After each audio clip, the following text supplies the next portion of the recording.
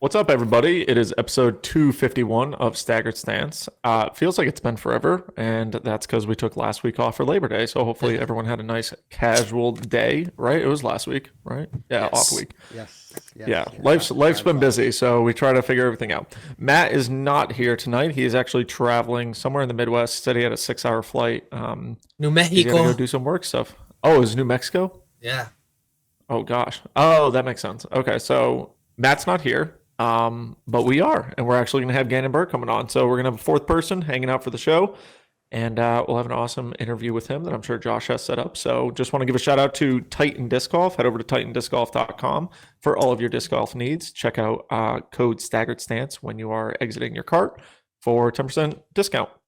And yeah, like I said, go check out all your disc golf needs out there. It's like $35,000, or excuse me, 35,000 discs, which is pretty insane. I can't Probably, imagine what that looks I'm gonna like. say probably worth more than $35,000.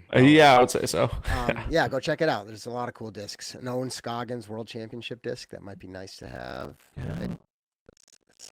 Time lapse, anything, anything good out there. Go check it out. They got an easy search process. Got it. They might. And if they do, buy Yeah, it. use our code. Yep. Yeah, Exactly.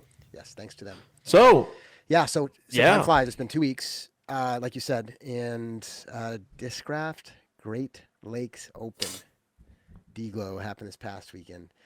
So an Elite Plus event, which you know who has the Elite Plus events locked down in MPO? I would say Ganon frickin' Burr. Yanny Banani.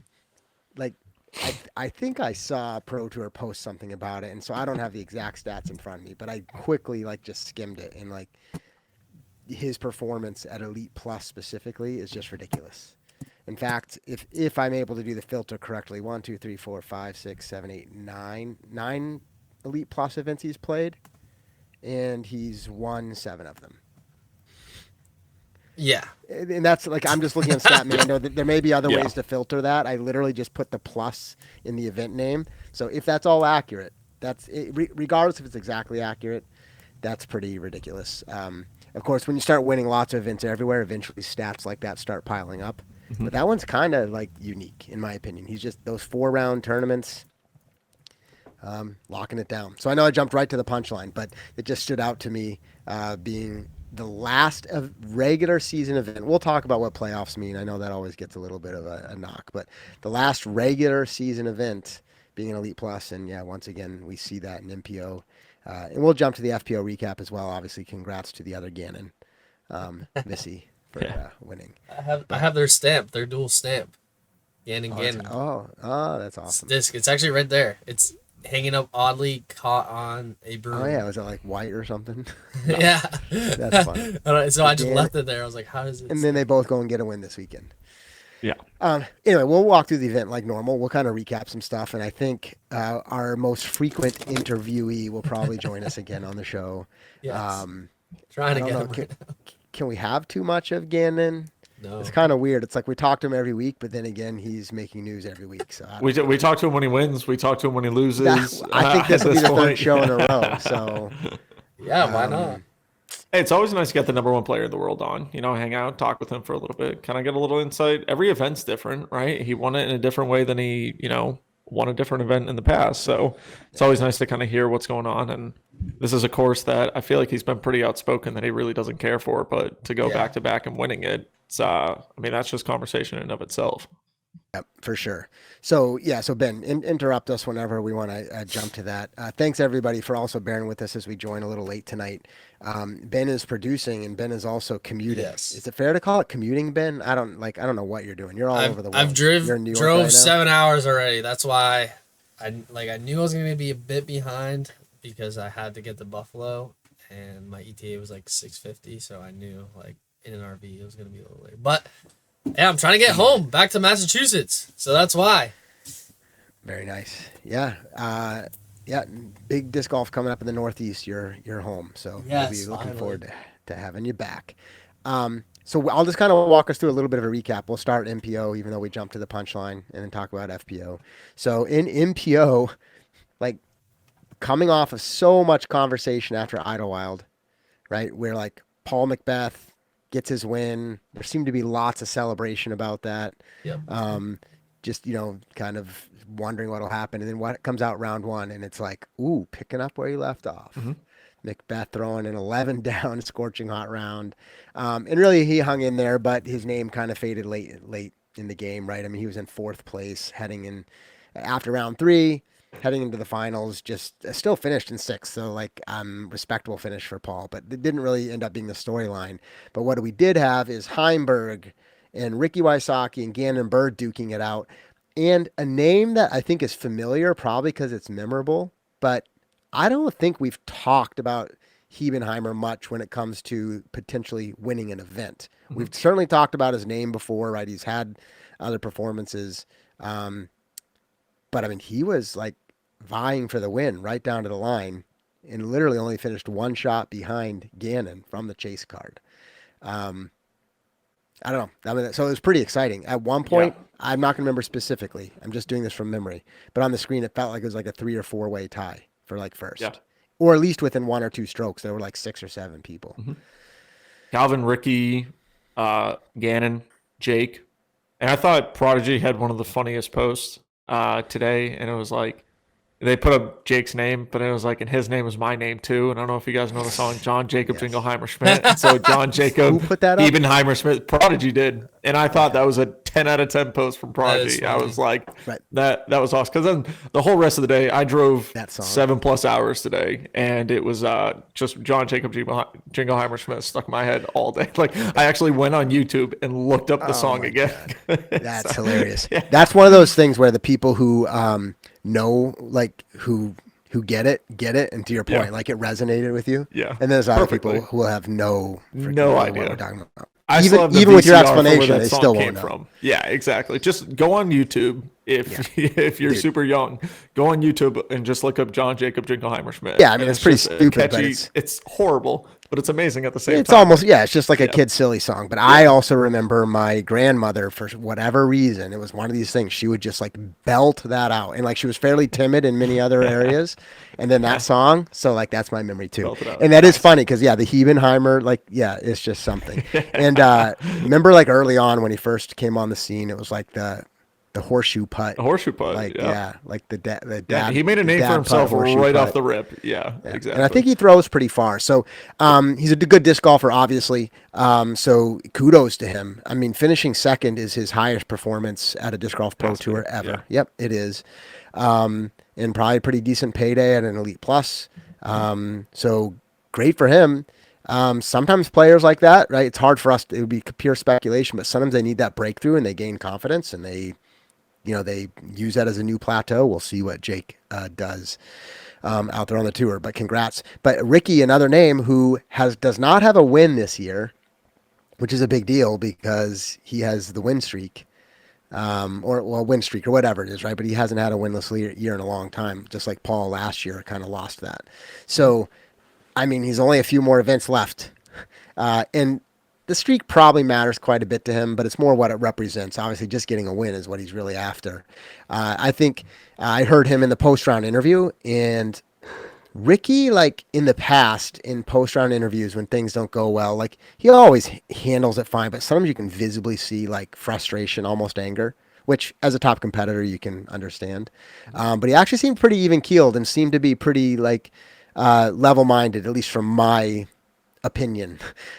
He's obviously dealing with this wrist injury, which he said was still nagging him. It gets fatigued faster, I think, than normal. And so if that's true and he still had that performance, then Ricky's going to be just fine if he continues to focus and work through those things. I know he missed an event, some physical therapy and so on. But Calvin's probably the one who's most disappointed in that 3-way tie for second place, just because coming into that final round, he had a 2-stroke lead. Yes, over Ganon Burr and Niklas, both players who could, give him a run. And even Ricky, Jake, and Paul were only 3 shots back, but still. Right, Calvin's got the confidence to bring that home, but with only a six down, which by the way on that course I think is still like it's decent. It's not. He did not have a bad right. Yeah. It's not winning, but it's good. Yeah, but if everyone else is going to throw 3 strokes better ahead of you, then that's just the margin, right? I mean, he only lost by 1 stroke, but just gave up too much. And again, just missing probably too many like birdie chances. I mean, he did have 1 bogey, but not a disaster round. I mean, if we look at ratings, it's a 1042, but not good enough if you want to win. That's almost always true of these Pro Tour events. Like you can't really fade like that. So Calvin's still a great player. As we know, we always like to kind of love and hate his performance, especially down those final stretch rounds. But congrats to Ganon Burr getting another win this year.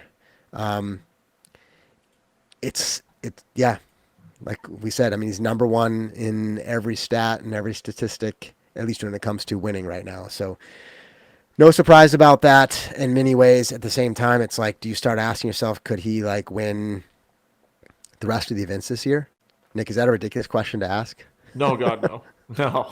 Not for Gannon. There's no doubt. And I bet you he'll say, oh, yeah, I want to win the next, what is there? 1, 2, 3, 4. He'd be like, oh, yeah, if I can win the next 3 out of 4. And it's like, well, you could realistically win the next 4 out of 4.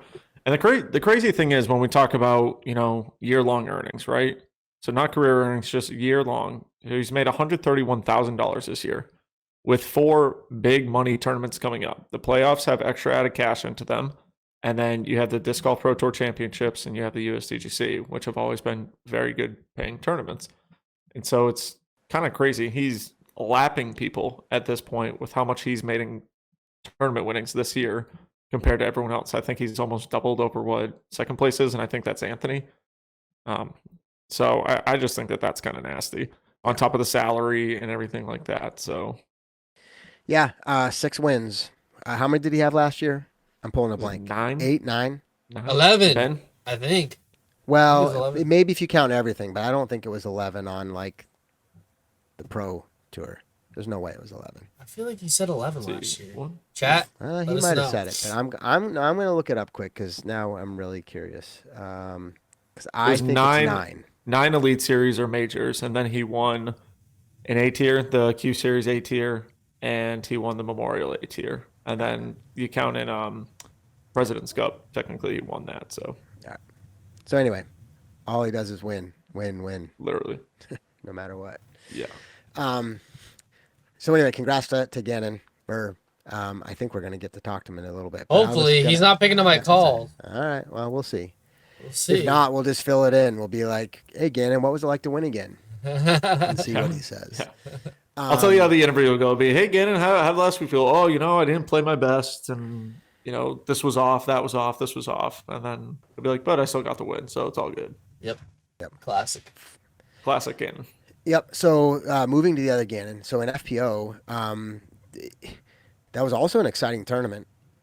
It went down a little bit differently, like at the very end, and I'll rewind in a minute, but it kind of felt like, all right, who wants to lose this more between Missy and Holland, those last few holes. Now, granted, it requires a different kind of mental fortitude to fight through that. So I'm not downplaying, like when you throw OB and still have to focus, right, and hit your up shots. And so there's still a lot of grinding out there and competing, but it just felt like, all right, is somebody going to like actually take this, or who's going to throw out of bounds less between Holland and Missy. But Holland, obviously, she's been, incredible season. She's leading in most win statistics, or at least points for the Pro Tour. But she really has had a very rough patch. I don't remember exactly, but some really below average performances. So this was definitely a bounce back tournament for her. So great to see her kind of back to what we were probably used to and expecting from Holland. In many ways. But how about at the top of round 1? So I mentioned in NPO we have Paul Macbeth, and in FPO we have Paige Pierce. That felt like a throwback. That's like 6 years ago or something, right? It's like, all right, we have Paul and Paige leading the tournament. Paige from there really didn't hold on too much, but no surprise to see Owen Scoggins hanging around. And by the way, at the end, Owen Scoggins finishes in 4th place. Now is 10 shots back from first, but to me, that's what this course does to Owen. I think Owen still probably played her game exceptionally well. So I'd still say watch out for Owen. That really wasn't a drop off for her. I just think that course differentiates that skill set of distance. And so she came in 4th. Ultimately, we end up seeing Holland and Missy duking it out. And different, but similar to the Hebenheimer story, we have Silva Saarinen sneaking in to 2nd. And I say sneaking, clearly she earned it. She threw a course record 10 down in the final round to jump up 3 spots to finish in 2nd. And because, as I said, Holland and Missy kind of just fighting to not make mistakes, there was a moment where it was even like Silva maybe could either tie for a playoff or sneak in and grab a win, which would be crazy. But not quite the way it actually went down. In the end, Missy Gannon takes it down. Holland ends up double bogeying the last hole, but that's probably not truly fair and representative. She was basically one shot behind Missy. But with that being said, literally the last 4 holes, Missy Gannon has 3 bogeys, and the same last 4 holes, Holland has a birdie, but then a bogey, and then that double bogey. So it was just kind of rough down there at the finish line. But that's the way disc golf works. And in fact, Missy fighting through those and not giving up because, with 2 holes left and you make a mistake. What hole is it now? Why am I forgetting? The one where they both, Holland threw into a big bush on the right and Missy threw all the way OB past the guardrail fence over the road. What hole is it? 17? Yeah. 17. I mean, that's got to be mentally frustrating because Holland throws first and throws in the bush. And so Missy's like, I just need to make a good throw. And then does something like I would do. Now, granted, she probably threw it twice as far as I would, but still yanks it over, goes all the way OB long. But to then just see, this is Missy to me, on the course, a lot of professional focus, steps up to a really tough shot and nails it. Mm-hmm. And it's those little things that end up kind of earning it. And so even on that hole, being a par 5, she gets a par. Yeah. Right. So in reality, you could say that's what won it for her. Obviously, they had to play hole 18 and whatnot, but exciting in a different way. But it was definitely not what I was expecting. Funny enough, none of us were expecting it. Apparently, I just looked at Pop Drop Lock, and all of us had picked Own to win. Every single one of us, including all my favorites are, the show, Evan, and then Matt's kids, and every single one of us had picked Owen Scoggins to win. And so I thought that was kind of funny when I looked at it earlier. So Missy coming out and winning. I mean, big money Missy coming out at a DG Plus event, winning decent chunk of change. Well, what was it? Let's see. So Ganon Burr wins. Ganon Burr wins 13. Missy Gannon wins 8,000. So yeah, 8,000. Yeah. Yep, not bad. So full on PDGA for the year. What does that give Missy for payouts? $40,000. Not bad. 48. Yeah. Yeah. 48,000 right now. 48. Pretty good. Not too bad at all. In a little bit, we're going to come back and talk about, especially since this wraps up. Again, it's kind of funny to call it playoffs because it's not really postseason.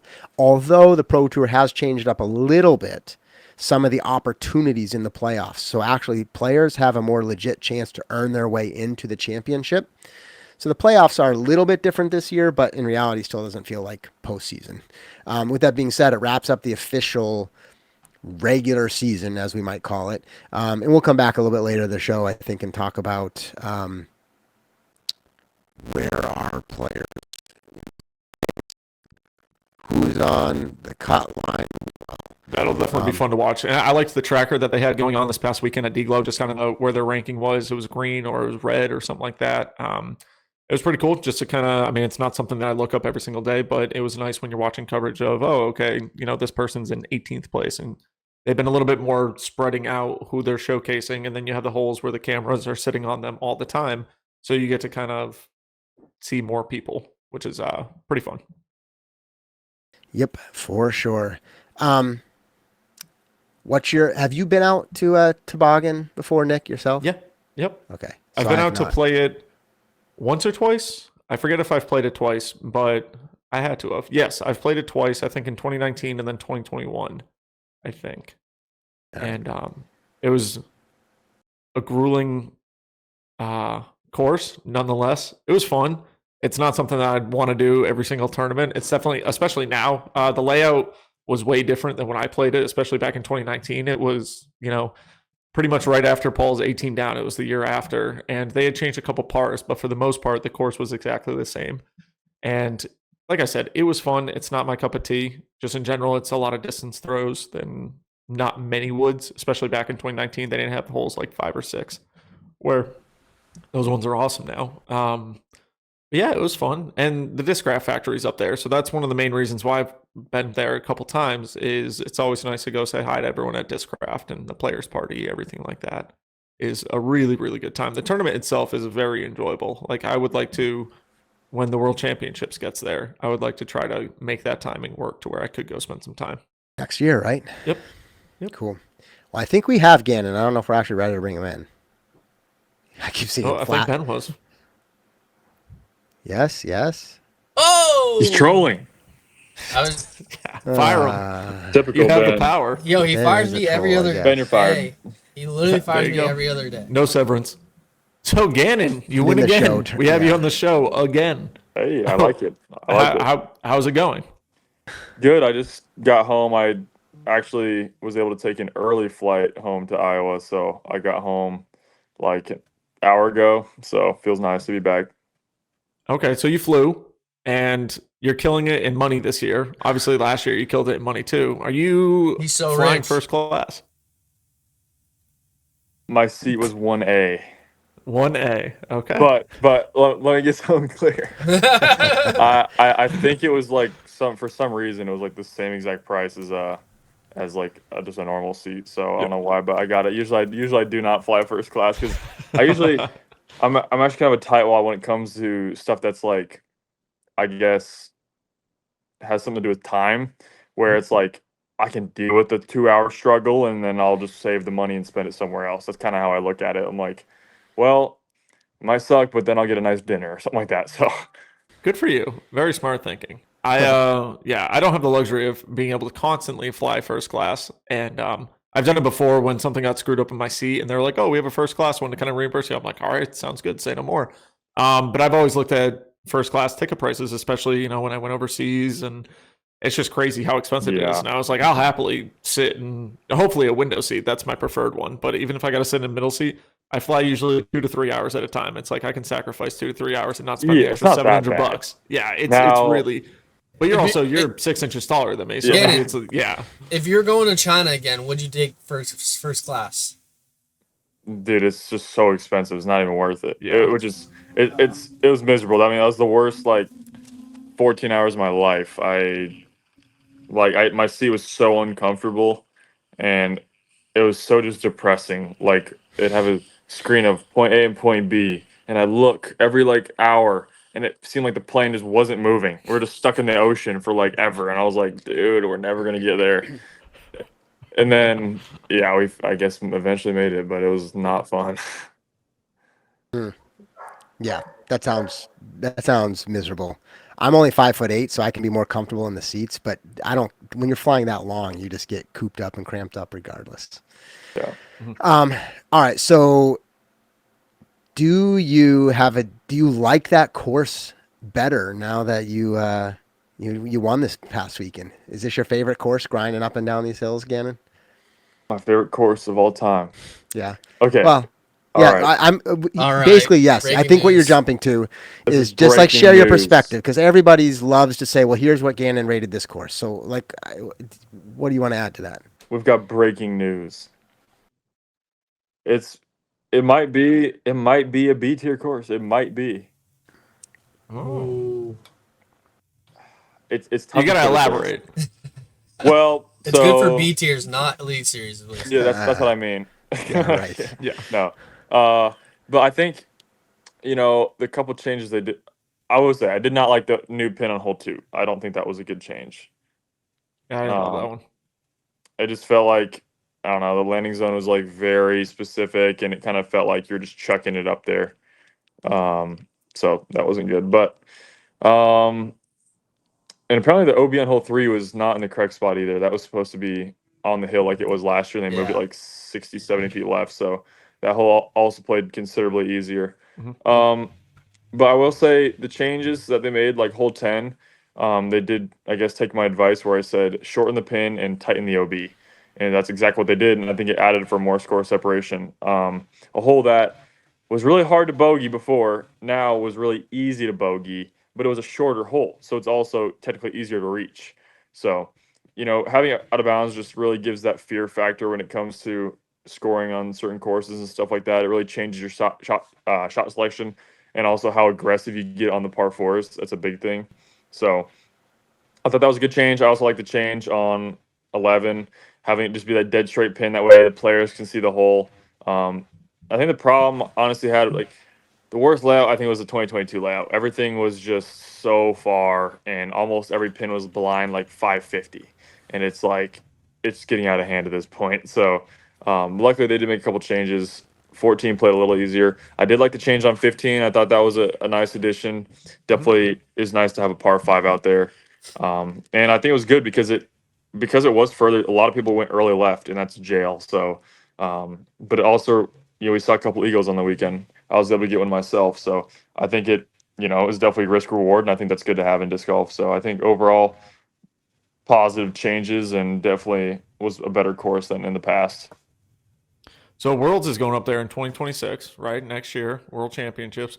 Is the other course that they're using, like, did you have a chance to even see it, walk it, maybe even play it? I have no idea. Like, what's the other deal with the other course? Yeah, the other course is pretty solid. We didn't get to play. I think we maybe played like we probably played 10 of the correct holes. Um, it definitely, from what I saw, the one half of the course, or I guess the majority of the course, is a bit shorter, but definitely technical. And then it looks like the other half of the course that is across the street is going to be like long and more park style. So I think it's going to be a good mix. From what I saw, the property's got a lot of potential. It's very. It looks like it's going to be something that's going to be pretty easy to just maintain, and it's going to be just a good compliment. Pretty much more wooded, I would say, than the Tobogen course. Very similar, like hole 5 and hole 6 that you see at Tobogen. Nice. So I'm looking forward to that. A lot of like really fun par threes out there too. So that was good to see. I think it's going to clean up well. But definitely going to be nice to have more of, I think, a scoreable course for the World Championships, because I did run into that problem at Tobogen, and I saw it so many times where the same problem I talked about, where get on a par streak, and that's kind of all you can do. Kyle Klein played with him. He had like 9 pars in a row. Silas on the back 9 had like 8 pars. I got in like a couple of rounds where I got par streaks, and it was just like incredibly frustrating landing 50 feet every hole, missing the C2 putt when it was windy, and getting a par every hole, but also having no chance to bogey. So, my thoughts don't change a ton onto the course, but I did think it was better, and I think this other course is going to complement it well. Sweet. That's good Very to hear. nice. So you start round 1 this past weekend with a 5 down, which to my mind is not a terrible score. But you're also 6 shots back of first. You're obviously one of the best in the game. You know that. We say that. But mentally, like, where are you at after a round like that? Like, are you thinking it's a 4-round event? Like, I'm fine. I'm just locked in. Or are you frustrated? You angry? Like, or like, just like, where are you at mentally? I'm curious your mental game. Yeah, it was a bit frustrating, I think, because my game coming into the week did not feel great, especially my backhand was just really shanky, and my putt was not good at all. So, and the whole week my putt just wasn't really there. I actually, ended up not missing a circle 1 putt until the 4th round, but they seemed to just kind of be going in. I wasn't really like making them exactly how I wanted to. And if you're a player, you know exactly what I mean. But being 6 back, I mean, I knew if it's a 4-round tournament, there's really nothing to stress about. All you got to do is chop away a couple strokes every single day to get yourself back in the mix. So, yeah, I mean, I had a pretty solid round 2, and it was very windy out there, extremely windy, and I shot the tie for the hot round, so that definitely pushed me up a couple spots. But it's a little concerning when you don't have your best round and your game doesn't feel good, because it's tough to bounce back. I tell Ben this all the time. I'm like, you can't win tournaments making whatever X mistake. You can't. There's certain shots that you can't be making those stupid mistakes. You can't be missing putts if you want to win tournaments. And whenever I'm locked in, it feels like I won't make those mistakes. But then times like it was this weekend where they just seem to happen. I get more bogeys. I find more trouble. I don't get easy up and downs. I miss circle 2 putts. It just kind of, I guess, brings the field more into play. And then obviously you saw that with the first couple rounds I was down. But I just told myself, kind of like I did with Worlds, just stay in it pretty much. And then I mean, I pretty much guarantee I'm going to have a chance at the end of the 4th round. And if I can do that, I tend to play pretty solid in like pressure situations, and I was able to pull out the win again. Yes. Yeah, like, I don't know officially. I'm not sure if you know, but like, when is the first time you actually had a lead in this tournament? Was it like hole 14 in the final round or somewhere Yeah, around it there? was last round. The first time I had the outright lead was after hole 16. So I had the outright lead for 2 holes of the tournament. Yeah. I believe Because Hebenheimer may have been ahead of you, right? because of what Hebenheimer was doing. Yeah. So, I mean, yeah. Yeah, that's what I'm saying. Like, it's such an interesting tournament. Yeah. 4 rounds. So your record in Elite Series Plus events. How long have we had Plus events? Like since 2023? I forget when they classified them that way. But I did a quick filter the other day. Maybe you know an official stat. I saw you're like 7 for 9 in Elite Plus. And like those 2 non-wins are like early 2024 and 23 or something. So, yeah.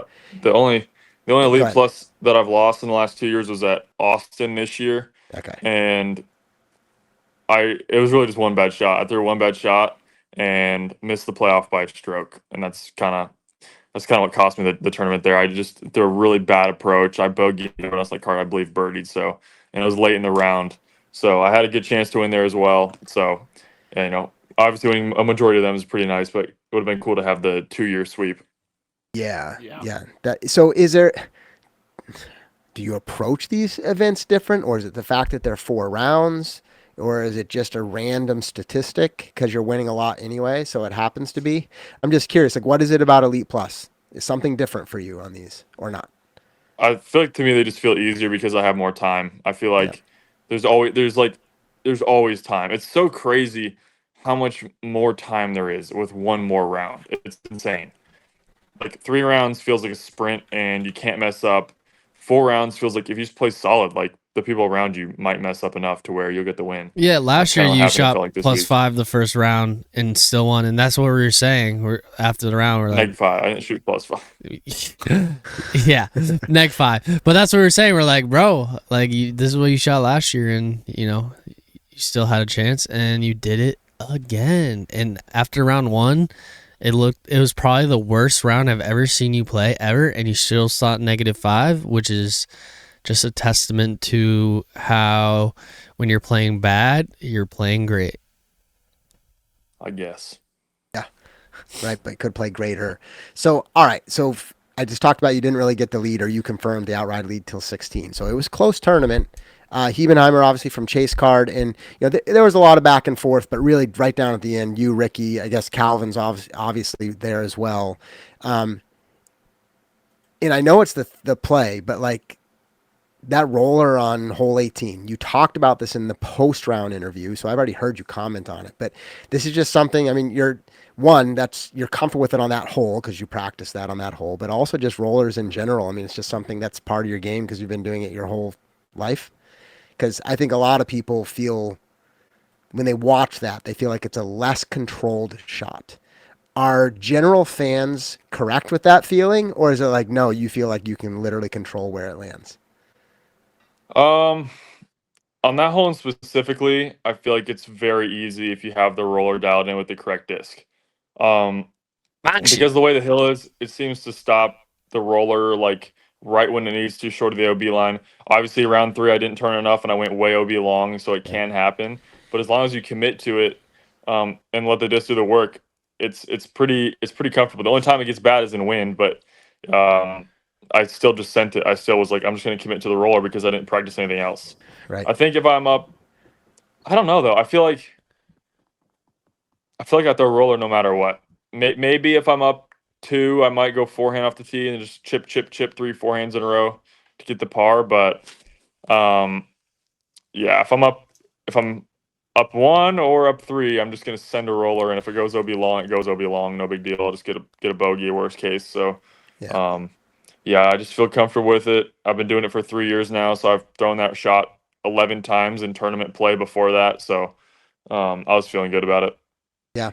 It's just something to watch. I think I actually texted some of the guys in our group, and I'm like, yeah, I know it's the thing, and you're confirming it here again, and that's like your shot and that you've practiced it. So of course it makes all the sense. And I agree with that. But for me watching, I'm like, man, like I love it. It's such a unique shot in our game. And it looked like you had it like a radio controlled disc, like just throwing it up there, rolling it around. And I have a question, right where you want Ganny. it to stop. Yes. who's the best? No, I'm just kidding. On hole 18, the round 3, you went out of bounds there. Do you think, this is my theory, do you think going OB in that situation helped you for the final round 18? Or, because, like, do you think there's a possibility that you throw that round 3 shot on round 4 because you didn't know any better? Or you just messed up round 3? Because you didn't turn it as much. I think I just messed it up. Okay. I got scared to commit to it for some reason. So I feel like if I threw it good, I might even had more confidence. I don't know, but I get what you mean. Like I definitely like made Like the it probably, correction 'cause I knew yeah, what the mistake exactly. Because was. you're like, okay, don't do this. Where if that didn't happen, you might have not, been as Yeah, committed. no, that's a good question. Thank you. Something about hole 18s with you for the final round. You just throw the perfect shot. I mean, you did it at Idlewild. You threw quite possibly the best shot you can really throw on hole 18 there, the final round, and then same thing with Deglow, realistically, just to kind of seal the deal with it. In that regards, do you feel at this point in your career that you would consider yourself a clutch player? I would say I'm pretty clutch off the tee. I don't know. I've never hit a putt for the win before in my whole life. So we still have yet to do that. I've had chances and I've missed them all. So we'll see. Do you think it's more clutch to hit the big putt kind of to seal the deal or the big shot, like tee shot? For me, it's harder to hit the putt, but I think for other people they get more nervous on tee shots. So, like I guess I don't know. I don't really hit on tee shots unless it's like a hole like hole 16. But like hole 17 is one of the hardest holes in the course there. And am I frozen? I think we all Yeah, are. But you're we can good. hear Yeah, you. just keep Okay. going. Audio's good. Okay, yeah. Yeah, hole 17 is one of the hardest holes in the course there, and I feel like I'll never mess it up just because I'm confident in the shot that I'm throwing. So even when I am nervous, I just fully commit to it. But putting is just so nervy. It's like you have to have some amount of touch. At some point with any tee shot, unless it's like a really short hole or a super tight gap, you can pretty much just like commit to the shot with whatever speed disc you want, about 85% power, and just commit to it. And for me, that's a lot easier than hitting a putt. I haven't been given like a really good chance to make a putt for the win. I think the longest putt I made for the win on a pro tour was like 25 feet maybe at Waco last year. Okay. So I mean, still a good putt, but nothing like crazy. But yeah, I mean, I've been dreaming of that moment. I've been wanting to hit a putt for the win my whole life. I just haven't really had chances for it. Dog, so kinda lay like up. a Calvin Heimberg putt, Yeah. yeah, something like that. Those are the type of putts that like you almost think about the celebration on what you want to do before you make the Yeah. putt. You're like, oh, if I make this, I'm doing this. Yeah. I've had putts even like the final round of Deagle. I'm like, if I drain this 80-footer, I'm running this in, bro. Yeah. So Or that makes me think of like Proctor at like MVP Open, like through the trees, that kind of stuff. The drop That shot was putt. that was Yeah. sick. If Yeah. you pre-plan a celebration though, you're gonna miss the putt 9 times out of 10. That's my opinion. But what you should lay up like intentionally, like really test yourself, like go for the 45 feet to win. You know what I'm saying? How savage would that be? Lay up backwards and then drain the 45 footer for the win. That would be, yeah. It would, would be you a laid baller up move. under the basket and then you laid it back to circle edge. Then You put have the it. next C tier you play if somehow people are in contention with you. I'll do it at a goodness. major eventually, hopefully. Oh my you go. goodness. Yeah, new goal. You need to kind of make a list of new goals and things to accomplish because you're knocking off all the big ones. But to that point, one of the other goals you've talked about somewhat publicly recently that is not winning on the course, but is getting the all-time highest rating. I think you've confirmed and others have. It's not likely that you're going to see that. When's the update? Tomorrow? Tomorrow. Yeah, it'd be like tonight, like late Yeah. tonight, midnight. Yeah. Yeah. But you're not expecting to actually break that barrier. No, I think I'm gonna tie it. I think. All I right. mean, I'm like 90% sure I'll tie it, but I'm not gonna break it. Okay. Was that on? We can come back and talk about that. Was that on your mind at all on Yes. the course? It's 'Cause I always was on his very mind. frustrated. Because After you, round 1, I was very frustrated. Then after round 3, hole 18, I was frustrated because if I birdie hole 18 in round 3, all I have to do is shoot a 12 under to break the ratings record, which is definitely doable. It's still a super hot round out there, but it's doable. Yep. I bogeyed it. I now had to shoot a 14 under to tie it or Okay. to break it, and I'm just like, that's so much Course harder. record. Because I was curious if it was on your mind, even on 18. It wasn't a layup, but you weren't very aggressive on the second shot. But at that point, it was a layup. It was a, Okay. like, yeah. practically speaking, it was a layup. So Yeah. at that point, though, to the point you just made, is you knew one stroke wasn't going to make the difference for you.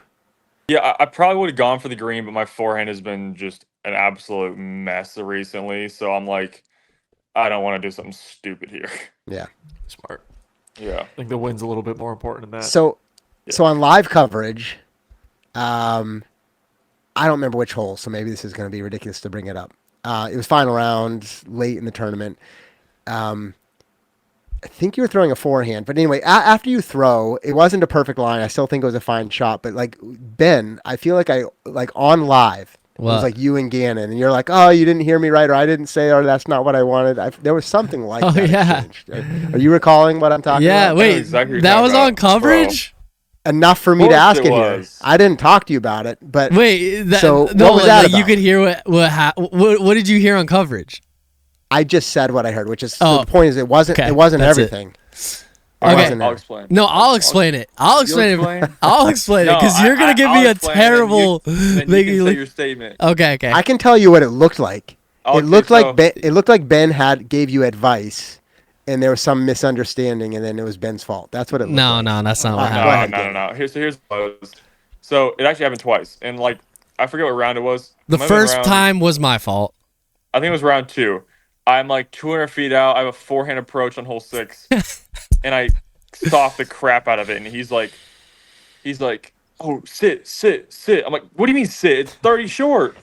To be fair, And I'm he's like, watching I'm looking through the everything phone, on my okay. iPhone. It looks like he's about to soar past the basket.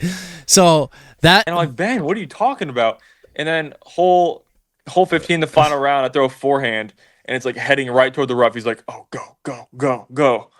I'm like, "Ben." he's like, rooting for me to he's throw it like, into the why crowd. would you say go? He's like, no, don't go. But this is the first one was bad when I said sit, and he was 45 short. But with the go thing, I was saying go like miss the woods. I wasn't The saying trees. go into the woods, but I could see how it could be You guys said misconstrued. like fade. Whatever, bro. I'm in the moment. I'm more nervous than you. I'm like shaking and I'm like amped. That I'm is, like that is 100% true. I'm That is like 100%. go because I'm like Being the it's, player is not nerve wracking. I will say that. Like, Yeah. it So is. Mickey Caddy is. It is. I'll tell you this. I have never been more nervous in my life than watching an Iowa State basketball game. That just kills me. I like have to like actually calm myself down, or I will have a heart attack. Like my heart is pounding. dude, I'm like, same. Yeah, I've And- felt that before. Yeah. as the player, like you're in control of everything, and if you mess up, well, the only person that's hurting is you. So it's like, who cares? Yeah, so And you're hurting. I, You're hurting all your fans. I was just and in the mo- everybody else. That's true. I was in the moment. It's like when you're watching your favorite team play, you're like, go. Like, I was in the moment, but in my head, I was saying, like, go was not the proper term. I was saying go, like, keep going right so it doesn't go into the woods. I obviously didn't want Gannon to just rifle into the woods to keep going. I Just just. rooting for Ricky at this point. I just saw that you shanked it a bit on that, a bit left on the thing. That's why I was saying, like, you know, it's got to move, it's got to go. So, boom. I got you. But yeah, it was just funny. Wow. He's like, "No, Ben, don't go." And I was like, "Bro, you're misunderstanding me. I didn't want you." Oh, okay. So that's go- that's yeah. the part that I caught on live. Yes. You're misunderstanding me, and I was like, "What is going on?" I hate that they caught that, bro. That's so funny. I almost texted, but I was like, "Whatever." Ben's fired. Um, I thought right. he's fired like probably 20 times a round. yeah. Hey, but Yeah, I the will o- say, the only problem with that is when you actually ready to really fire him, it's going to be hard. I will say, I am 4 for 7 caddying for Gannon in Elite Series. So I have more wins than losses caddying. All right. So there you go. That's impressive. There you go. Bad. So I do. so I Gareth, do at least do somewhat of a good job, whatever that is. Yeah, you look Once I good told on you coverage. to shut up, and then you were good. You never told me to shut up. That's good. 3 regular events, and by regular, 2 playoffs and a major, and then a championship. Before you came on, I think Nick was speculating what your expectations are for winning the rest of those events. Where, like, maybe it's a stupid question because obviously you're going in to win every one of those. Is that your expectation? Like, where do you set the bar? Like, I mean, because you've had a great year, but it feels like really a second half season. Like you're really killing it here. So like, you have momentum. You gonna win the rest of these, or where's your mind at? Yeah, I mean, it definitely. I'll say this: if my game is on, I expect to win the rest. But if Right. it's feeling off, then I don't feel good about getting them all. I think I'll get a couple, maybe 1 or 2, but I definitely won't get them all. He's So- winning smugs. I can guarantee that right here, right now. Whoa! See, whoa, I whoa, I whoa. thought you were gonna say 3 out of 4, and MVP was gonna be the kryptonite in that aspect. It might be. It I also has didn't been. play that great at New London either, or Ivy Hill. Sorry. So, Mhm. for the Tour Championship, who knows what will happen? I forgot that that's there. I actually totally forgot. I was in my head the whole time. I was thinking somewhere out in North Carolina, but yeah, that's right. It's over at Ivy Hill. So, Yep. Yeah, so we'll see how I do there. I sick. that's gonna be a tough one, and then MVP's just had my number for some dumb reason. I just get in contention and then get my hopes and dreams crushed, and then so I want you to win MVP so bad because that's literally my hometown, where I've lived all my life. That would be the greatest. dude, you're gonna get more Moment. cheers than I would then. Just don't jump in the pond with him.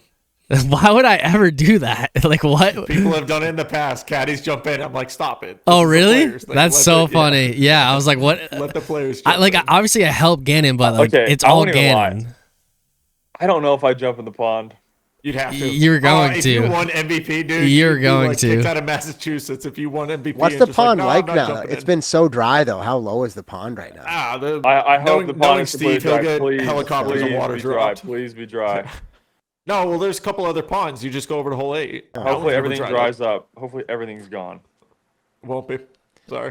Dude, yeah. All right, I got Last year, Steve was literally running his home garden hose trying to fill up the pond. I'm not even kidding. Like from his house That's ridiculous. and he was slowly dribbling it, Insane. trying to fill up the pond. Does not surprise me.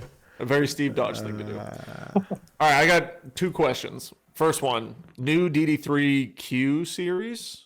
Are Yeah. you throwing it at all right now? Obviously, all the Discmania guys have been posting about it. Is it? It looked like Nicholas was throwing it. I'm not sure. It was just that clear disc, but is that in your bag? It's not in my bag. Niklas was throwing it quite a bit. I mean, anytime you threw a white driver, that's what it was. Okay. It definitely like fits his throw style really well also. And then Alden has been bagging it quite a bit. I think Tuomas Hutiainen bags it. For me, it's 2 things for me.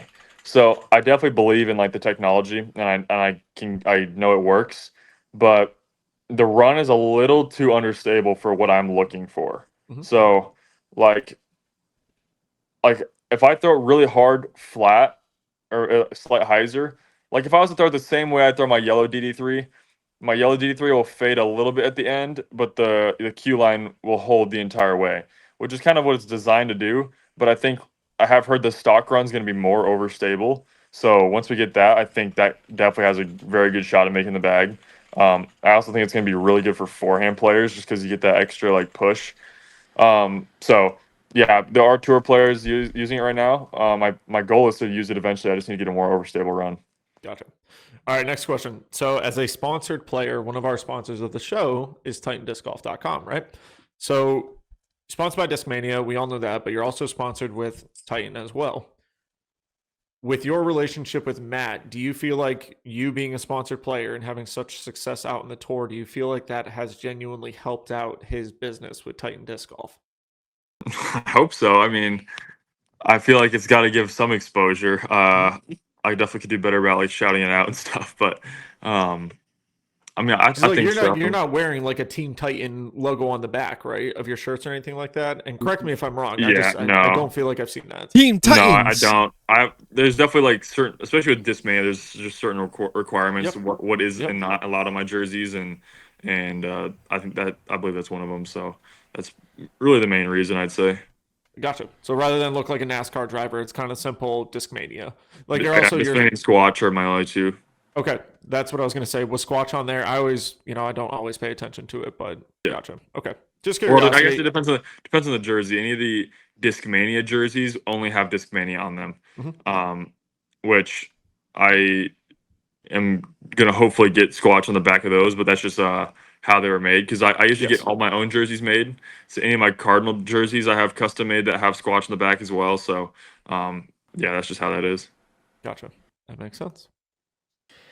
So you made it home. It's awesome. You caught an earlier flight. You just pretty much trying to relax and get some rest before the final stretch? Because I assume you're flying back out to GMC. Yeah, I'll fly to GMC on Monday, so I got like a week home. Nice. I'm gonna chill. I mean, I'm definitely gonna go out and play because I think it hurt me a little bit not playing as much last week. Like that's why I think like I came into the week feeling kind of rusty because I wasn't really playing much in that after Idlewild.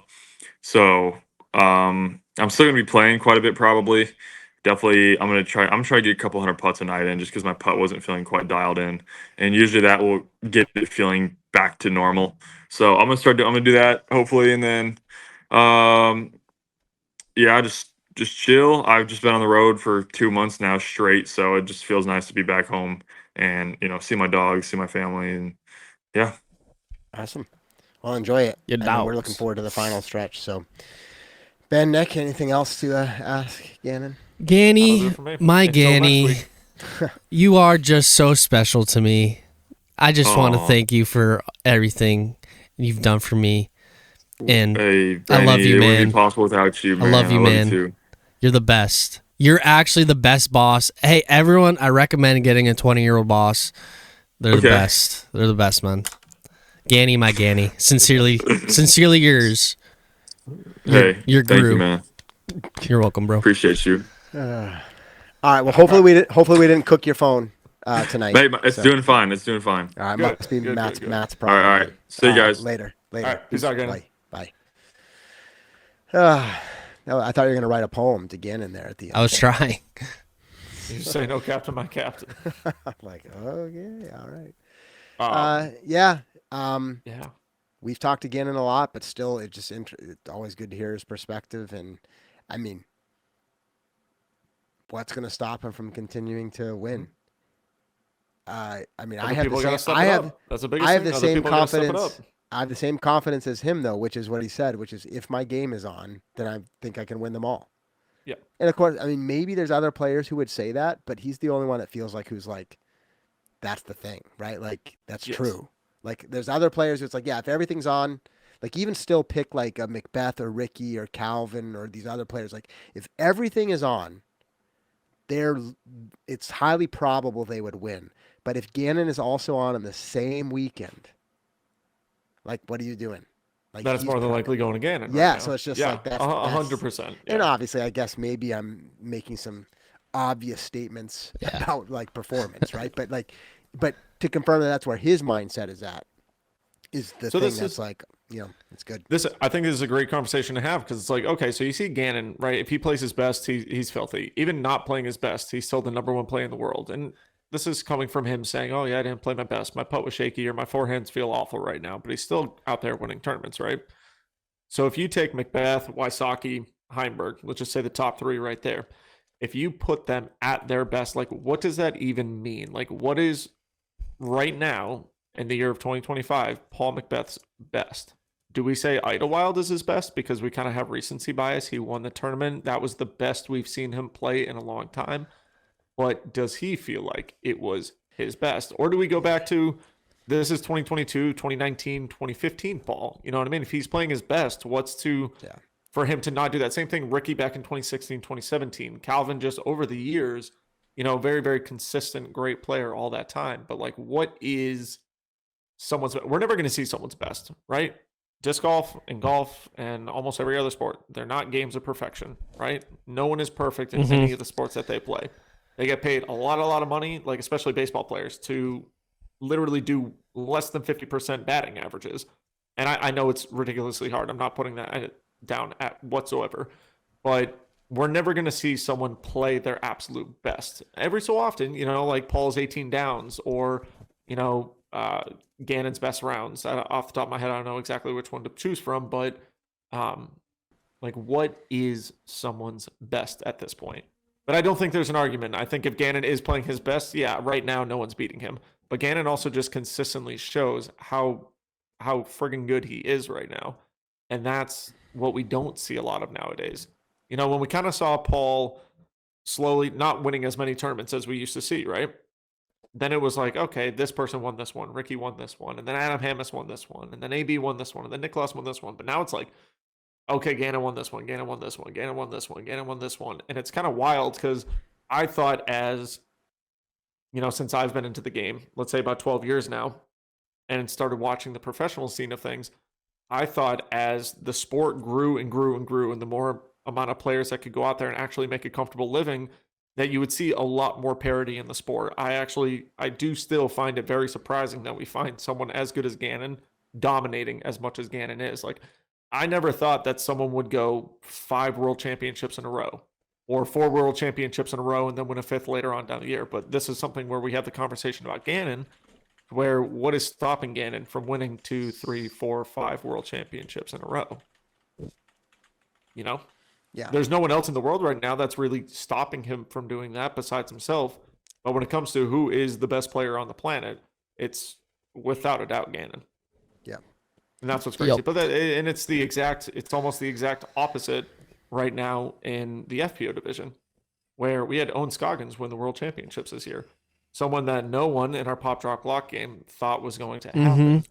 But Owen Scoggins won the world championship. But then, you get Missy Gannon wins D-Glow. You get Holland Hanley, multiple wins in the year. Kristen Lott, multiple wins in the year. Silva, major champion now. And so you still have a ton of parity in the FPO division, which is great because it's something different to talk about every single week. And, we don't have to have Gannon on 3 times in a row sometimes.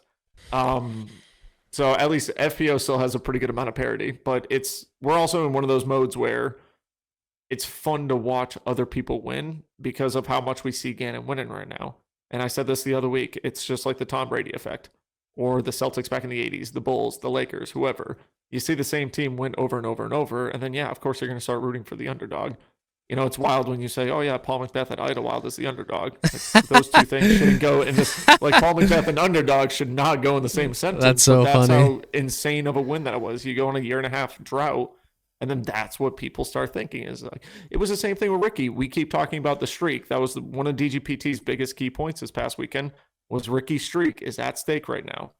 He has pretty much 3 events left to actually keep that streak going. Or I don't know, maybe they count of a win either every that's always year. debated, but yes. Yeah. Okay. So 4 events left to where he could, continue that streak. I think it's more like 3 personally, but yeah, it's just something.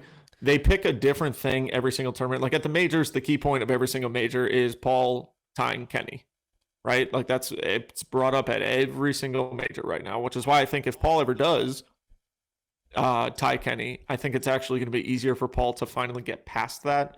Where he's just at this like stump right now where he can't get over it.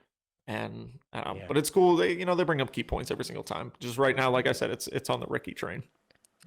Well, speaking of performance, I know we don't have any special production to bring it up, but can we go over our pop drop lock results? I've got them up. We can't. Josh wants to bring it up because Josh Well, that's won. what I was gonna say.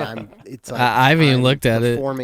I'm performing terribly on the year, so don't have much to brag about. But let's just briefly talk about it. We don't have to drag this out. But first of all, pop drop lock. All of you can play along. Presented by Hooligan Discs. So good friends of ours have supported the show, doing great things out there. Definitely go check them out.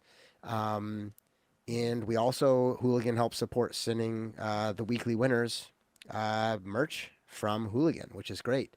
And the season-long winner also gets to play around at Maple Hill with us and Simon Lizotte, I believe. So not too late in the season to at least play even the final 3 weeks. Get in on that. It's a lot of fun. So this week for our show host results. So usually our weekly top performer actually came in 4th place overall. Still not a bad showing, but for Matt, it probably is a bad showing. 55 points. It looks like the strategy of picking Joey Tamale, which is a little bit of play in the game, but that's fine. It is It's the game I play. But Well, Matt it is a always game- copies me, and then I can't get points out of him. Yeah, you can't gain. Although technically you gained on this week. But anyway, that was Matt's big pick. The rest of it was fairly average. Owen Scoggins giving him 10. But then Ben, yeah, you beat Matt by 1 point. 1 point. Wah, But wah. it's a win. Yeah, and you had very similar picks across the board, as you just acknowledged. I guess the big difference is Calvin gave you more points than Simon, Yep. and a little bit of differences, but very, very close. Yeah, pretty much the same points wise. Yep. And Nick beats you by 6 points. Yeah. Yeah, so given the same amount of points as Paid Joey off. Tamale, but Yeah, giving you finally 38. paid off. Yeah, and then Brody missed to drop. You knew, right? I mean, I knew. I guess. Well, regardless, I was getting points off of Brody, whether it was because he DNF'd or because his play wasn't where he would like it to be. I was gaining points, and I don't know exactly how many. I don't know. But yeah, I did get 10 solid points from We got that. 10. And then I was really hoping for the Dickerson win. Big fan of Chris, and yeah, I was kind of hoping for that. Well, anyway, good week Yeah, in good general. enough. And then, yes, one of the few times, there's been a few this season, but Yeah. one of the few where I came in on top. And I nothing like crazy. I mean, Gannon gave me 25 points, but basically I hit on everybody. So I didn't really miss any points. Luke Taylor, Gavin Babcock, Ganon Burr, Katrina Allen, Lisa Fakis, and Owen Scoggins across the board, giving me 75. But the top player for the week, 111 points. So still and the top performer for the week is also the top performer on the season, which is just crazy. He's so good. Just hair, I know. Dang. So pulled Yeah. away from Matt. Technically, anything could happen in the last few weeks here. And there's a bunch of other players up there as well, but a lot of fun. Like I said, if you're thinking, wow, I haven't listened to the show in a while, what's this game? Just check it out. It's free to sign up, pop, drop, lock. It's as simple as it sounds. Pick the player to pop, pick the player to drop below their averages or above their averages, and which player you think will win. Just save it, and you're in.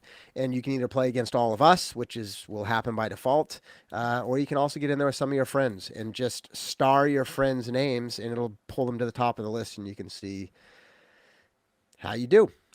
So I know the season's almost over, but it's not too late to have some fun, even for 3 weeks. Maybe put something on it. Put a round of disc golf for your favorite disc or something, and see how you can finish with 2 playoff events and USDGC.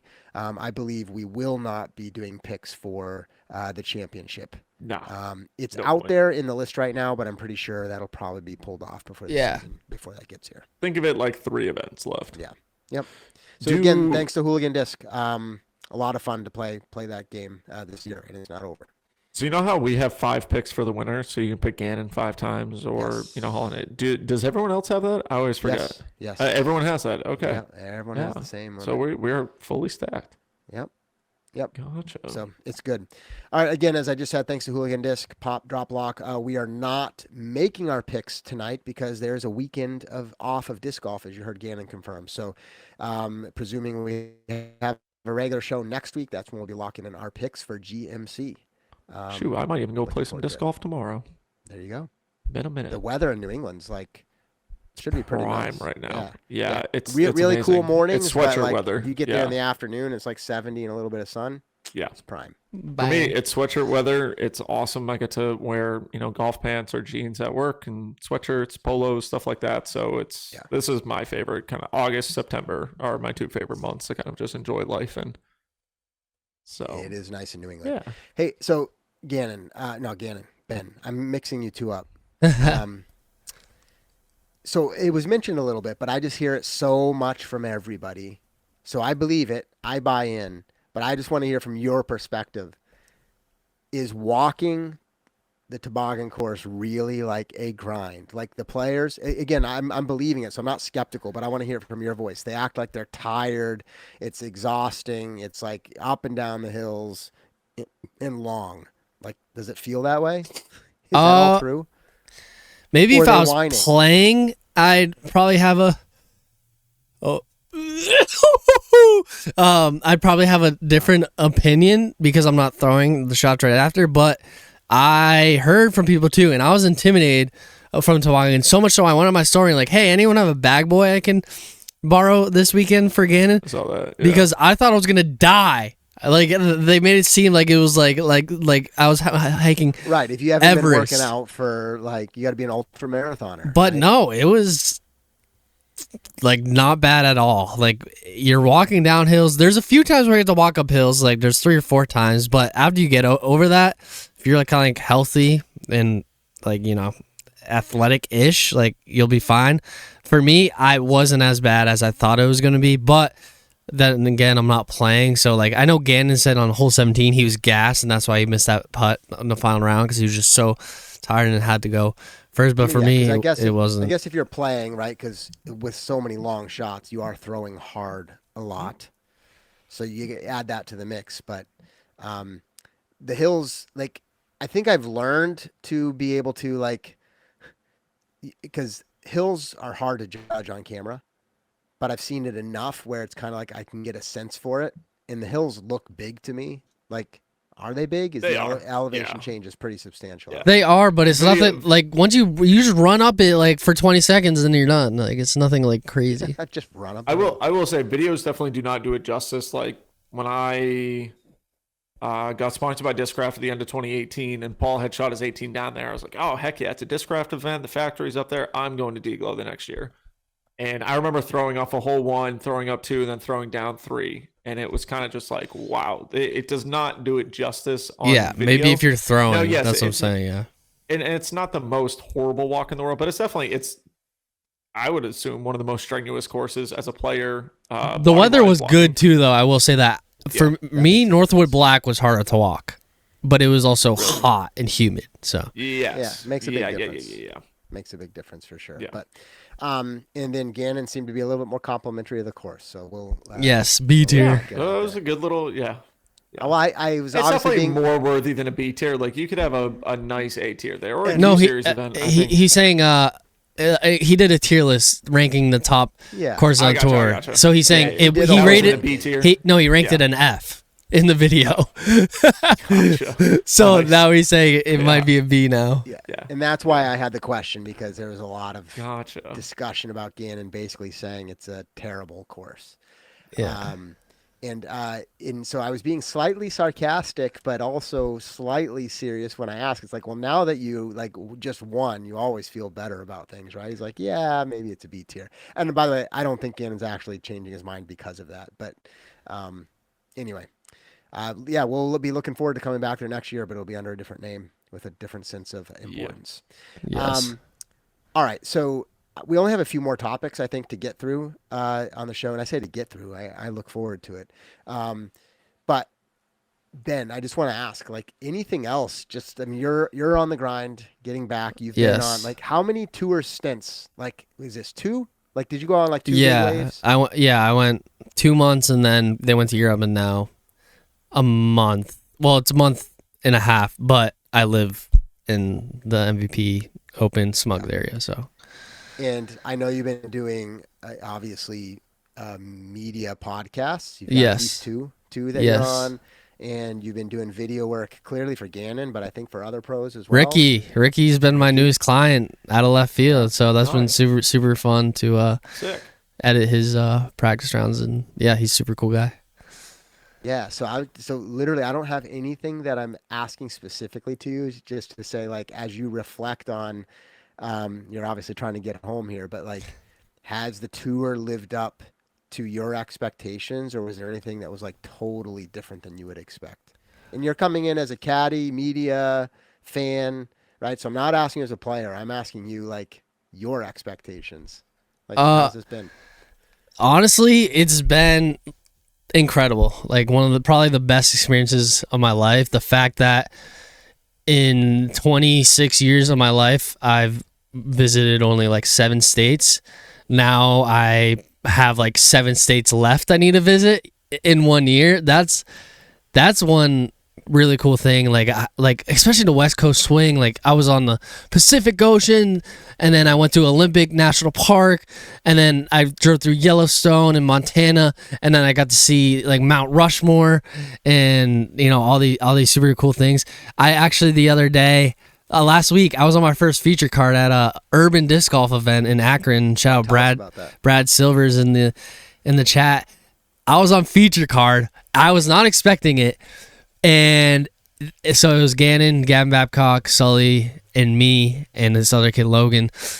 And yeah, Brad was just like, "Yo, I'm gonna put you on feature card," and that was just like kind of cool because he like kind of treated me as like, because he listens to Sackerson, is a big fan, and like he was like, "No, you're not paying for anything, like I'm refunding your order," and he treated me like I was like, you know, someone notable in disc golf. And then being on feature card that weekend, it felt like really like special, like wow, this is so cool, like people rooting me on, cheering me on, and just like being at that event and going through downtown Akron. It was like if people can make it out to like that Ohio event next year, it's an Ohio Urban. It's the coolest thing ever. And I like kind of shined. I shot -7. It was out of 27 holes, so it wasn't crazy. Like winner Sully shot -20. But towards the end, I was banging putts from like 40, 30, 50 feet out on one of them probably. And like, you know, I was playing confidence. So it was like really cool to see like that, and like people were like, it was really cool to for the first time like tip my hat when everyone's like rooting for me. And a lot there, I had like this group of people that just like any little thing that I did, like I would tap in and they'd go like, yeah! They would like freak out, and it was like the funniest thing. I think it's probably because like, you know, I was like the underdog on the car, but they'd be like, let's go. And then another funny story, one of the guys, so I threw into a building, hit a window, and there was these guys on the bridge, the guys that kept rooting for me all day. I didn't know who they were, but they were just rooting for me. So I signed a mini, and I was like, you're the best, you rock, on the mini. And I threw it up to them. The mini, he misses the mini goes to the road and gets run over right away. So I thought that was super funny. But yeah, it was just, that was super cool, just urban disc golf. But with just everything on, I would say, yeah, thanks Brad, that made me feel special. Like that weekend made me feel like, wow, like I'm doing something in disc golf, because I was treated like I was someone in disc golf. Everything else, just hanging out, like seriously, Gannon is like one of like my closest friends at this point. So hanging out with him just like all the time, it's just, and being in different places and hanging out with the guys, like all of his friends, you know, Sully, Gavin, Edra, Isaac, you know, there's something special about that. That's just super fun, just being around, obviously just traveling the country with my wife and stuff like that. It has lived more, exceeded expectations. Like I am so happy about this decision that I made to go on tour and get an RV and kind of take that leap. And it's just so, it's so fun. And it's just awesome to see, you know, people in the wild be like, I love your show, Staggered Stance, you know, and obviously that's a testament to you guys too. Like people watch your show, and so it's cool to see the faces too. And really, I don't know, I'm working, but I'm not. It's like I'm getting paid to travel the country, caddy for the #1 player in the world, and edit his videos. It's like kind of insane. So yeah, I'm very grateful, feeling very blessed, and if you can somehow make it on tour in any way, capacity, I don't know if it'll be as fun as I'm having, but for me personally, it's super fun. The one thing I hate about tour is I want to get really good at disc golf still. I'm 910 rated. I was 930 at one point, and I can throw really far, but I just haven't reached my, like, done anything with my potential. I haven't gotten where I thought I'd be by now. And that's one thing that stinks is, like, I felt like this year I just haven't been able to even like work on my game at all. I barely have been playing just because I've been so busy. So that's the one thing that's a bummer, is that I don't really get to play. I still want to be good at disc golf. That's a huge dream in goal. I mean, even locally, I'm saying like I want to be like Wads. You know, I think that's so cool. Just like go win a local A tier and then like, you know, then go hang out. I think that's so cool. But so that's the one thing. But everything else has been, I don't know, insane. Just like I don't know. It's just, and I know I'm rambling, but I'm gonna take you through my journey real quick. So went to Texas for Disc South. Drove through all those states that you go to, Texas, Arkansas, and that was super awesome to hang out with Garrett from Hooligan Disc. Then I went home. So I had 2 expos. Went to Texas, had 2 expos. Went home, got married, and then went. After I got married, went to California on the beach, hanging out there. Then we went to Oregon or Washington, stayed at Olympic. Then Oregon, so I was in Portland for a bit, just seeing how beautiful like all the Douglas firs there. And like I said, I went through Montana and South Dakota. Got to see Badlands National Park, Mount Rushmore, and then coming back out, Lead Show, and doing the Akron event, and then going to like all the baseball games, like going to Chicago White Sox and Cincinnati Reds, and then it's just so funny how the Midwest really has nothing. But yeah, so I don't have anything crazy to say about like this swing, but I don't know. That just goes to say the reason I'm pointing out all that is just like it's just so cool that I was able to do that all in 1 year. I've told my wife this has been the best year of my life. It's just been it's and the top one is getting married. Yes, getting married. That's number 1. Yes, good. Getting married is number 1, but like having 2 successful expos, caddying for the number 1 player in the world, and getting married, it's just like it's like, and dude, crypto is going to the moon right now. Like life is so sweet, and that's thanks to my Lord and Savior, Jesus. Amen. That's awesome. Yeah. How's your wife like the tour? She hates it. That's the problem.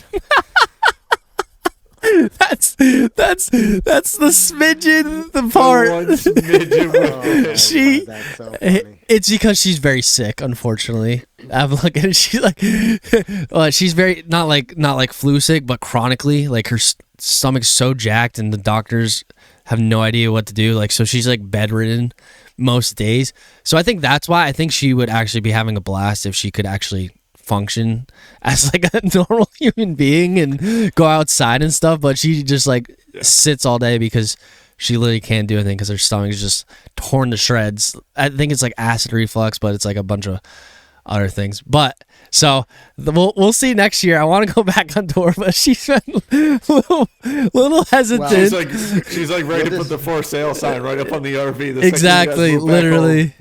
Yeah. Well, it sounds like Gannon's willing to pony up for first class, so get that on the. Yeah. Next year I have more negotiating power. This year I was just like, bro, I just want to go on tour.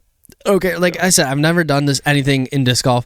Well, I guess the expo is the only thing I've done for the money, obviously, because there's no point to doing them if I wasn't making money. Yeah. But everything else, like the Stagger Sands and Gannon and Film for Simon and all that, I've just done just because I've loved it. If money comes, the money comes. So like, I've never really cared about it in that sense, and so that's why it's been kind of like awesome to get paid at even whatever it is, like the fact that I'm even getting paid. But now that I've proved myself, it's like, okay, now I know how much it actually costs to live on tour. It's like, so I gotta, Yeah. Well, I'd love to hear it. It'll be hard for you to top this year. I know. But you can. Literally. But I was on Beast Games a year ago too. So it's like, if you take that whole year, 365 days, not just like 2025, like I've been on, I don't know, insane run. Rolling. Yeah, and that's because I'm blessed. It's also I'm not saying that to brag. Yeah, it's just like life's crazy. Mindset's a big part of that. So keep it rolling. So I want to pull it back just a bit and say, let's talk about 2 more things, or at least preview it, because we're heading into the playoffs. We have a week in between, but I just want to kind of preview this briefly. So players, obviously their goals are to get a win, to make a name for themselves, etc. But really, when we talk about the tour, it culminates in the tour championship. So that comes based off of the DGPT world standings. And it just as a reminder for people, in MPO, the top 28 earn their way into the championship. Now, the championship will have at a minimum 32 players in MPO. So what's interesting is you also have to qualify, but it's not that hard for the playoff events themselves. But I was mentioning this earlier, and so I'm just recapping it now, is the top, for MPO, the top 4 players out of MVP Open who are not already qualified get into the championship. That's a change this year, so that's different in the past. So like I was saying earlier, is like if you're in like 65th place, so you're nowhere near the top 28, right? So you don't even have a shot of like getting in. But if you have a great weekend at MVP Open and, you know, the 28, you're finishing 33rd place, but the people in front of you are more like 25th place, but the people in front of you are already qualified, you are going to earn your way in. So just something to pay attention for.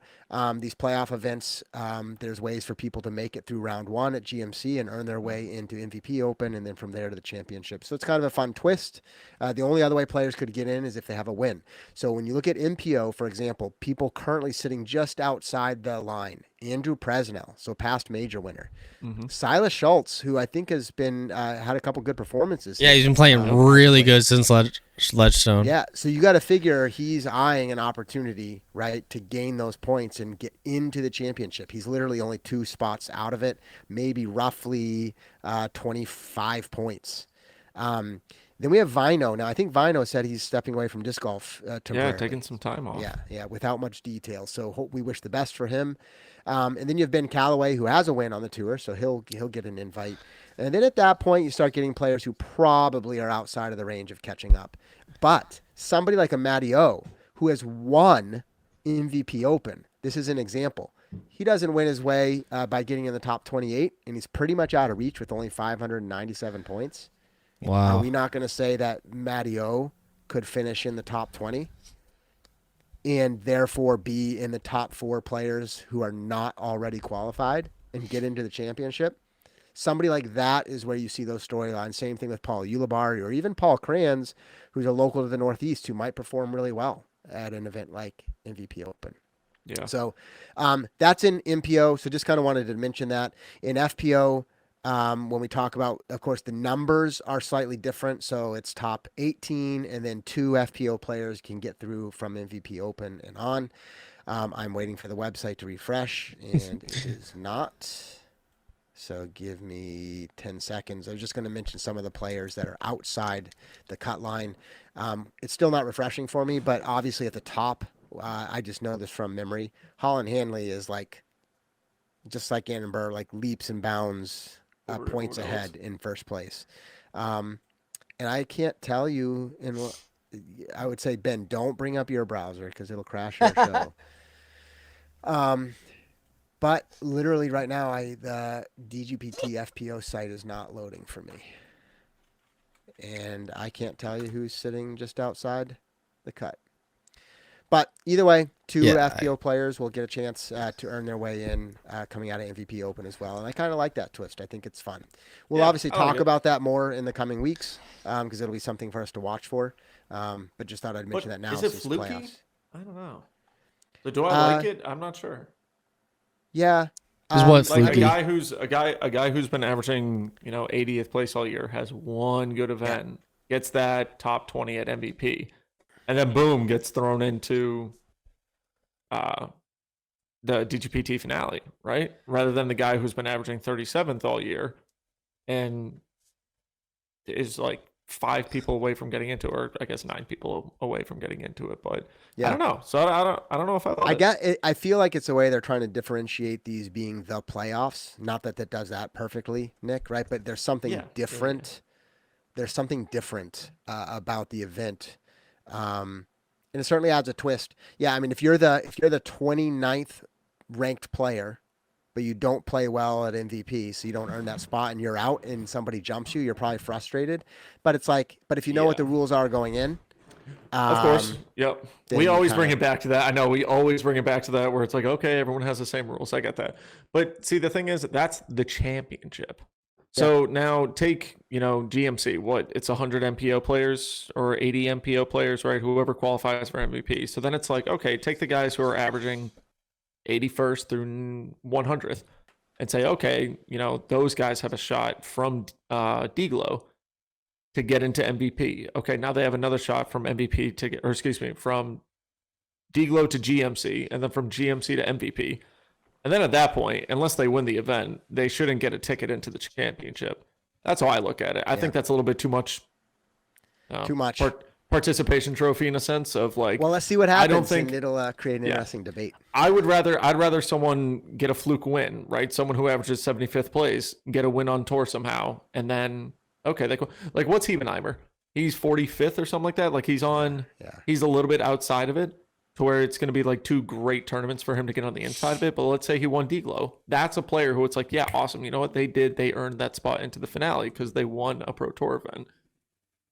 Just to have one good tournament and then, okay, you're in the finale now, I don't know. It just feels a little bit too. Yeah, it could be. I'd have to think a little about too it. fluky. That's me. That's my personal opinion. I understand what you're saying. And I'm not sure. I might agree. By the way, just to because it did refresh, Jessica Weiss is sitting just outside the line for FPO. Sophia Donake, Lisa Fakis, Alexis Mandahano. So these are some players who, if I look at the points, it'll be hard for them to work their way in on points.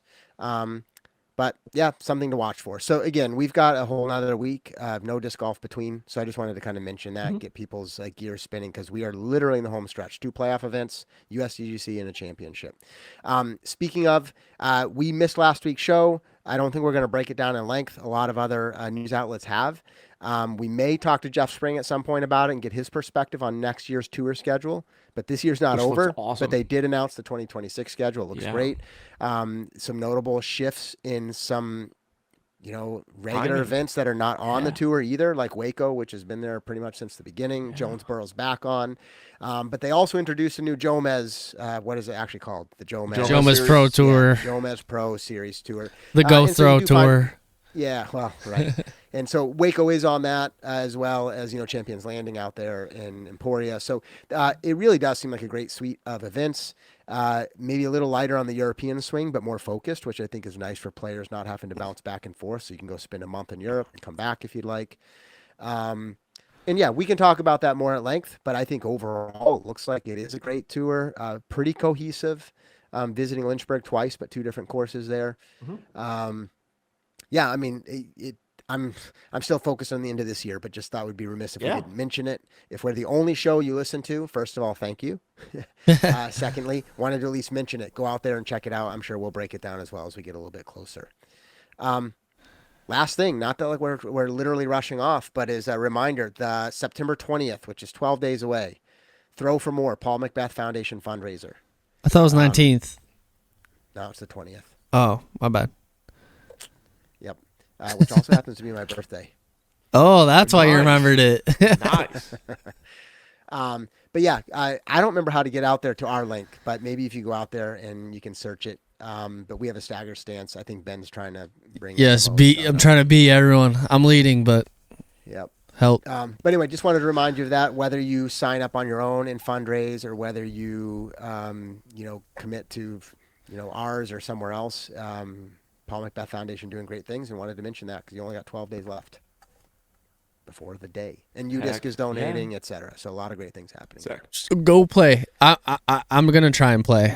I mean I have to play, but it's the same day as Smug, or GMC. So you can get a few holes in there. Yeah, exactly. I'm just gonna go sneak on the course. Everyone I know. Maybe I'll just play Hall Brewster.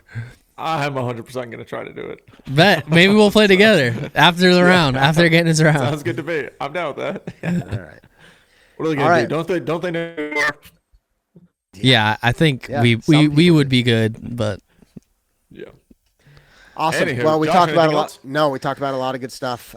Thanks for joining us tonight, Ben. Thank you for producing from the road. Hopefully you make it back home safe and soon. And Yes, tomorrow, Nick, hopefully. appreciate it. Thank you, everybody, for tuning in. Don't forget to like, comment, subscribe on the YouTube channel. Check us out on all your other favorite podcast platforms. Leave us some awesome reviews. Just kidding. We don't really look at those very often. Maybe Ben and Matt do, but I definitely don't. I read every single comment, every mean comment. Like a guy commented a mean comment the other day. Remove Ben, and it hurt me. But I checked out his podcast, and I was like, oh, he has podcasts too. Not that bad. Nice. Keep it up, buddy. Not that bad. So Keep it up. Yeah. I was like, oh, like, so. Anywho, I actually I tuned into the podcast again. It popped again, and I was like, I actually listened to it. I was like, oh, this is pretty good. That's funny. Nice. That's funny. All right, everybody, Awesome. enjoy Well, I the know week. Don't forget, Yep. tune into Disc Golf Network. Some awesome events coming up, playoff events, championship events, and one more major of the year. So we're all stoked for it. Get your DGN subscription, and we will catch you guys all in the next one, which I'm sure it would be next week. That's the plan. Have a good one, Alrighty. everybody. Take See it ya. easy.